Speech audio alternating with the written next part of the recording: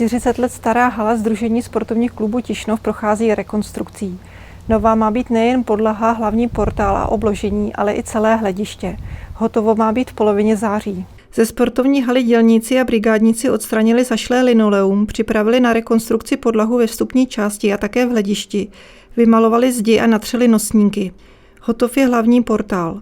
V podstatě se dá říct, že v celé hale nebylo pracováno pouze se stropem, protože osvětlení a elektrifikace se dělaly před několika lety. A město tentokrát bylo poměrně velkorysé a poskytlo nám prostředky ve výši 2 520 000, které dokrýváme ze své strany sumou 1 080 000, tak, abychom mohli udělat nejenom výměnu té podlahy, ale mohli udělat po těch 40 letech i další práce, které v tuto chvíli byly potřebné. Stávající palubkovou podlahu z roku 2005 nahradí začátkem září sportovní povrch Taraflex, který bude splňovat nejvyšší certifikaci pro všechny sálové sporty, které se v hale provozují.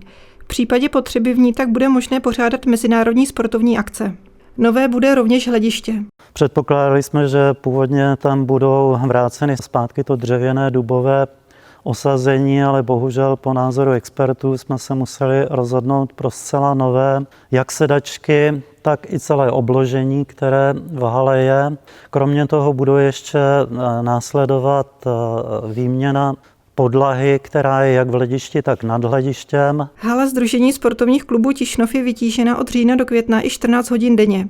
Kromě žáků Tišnovského gymnázia ji využívá oddíl basketbalu, tenisté, házenkáři, volejbalisté, futsalisté anebo lukostřelci.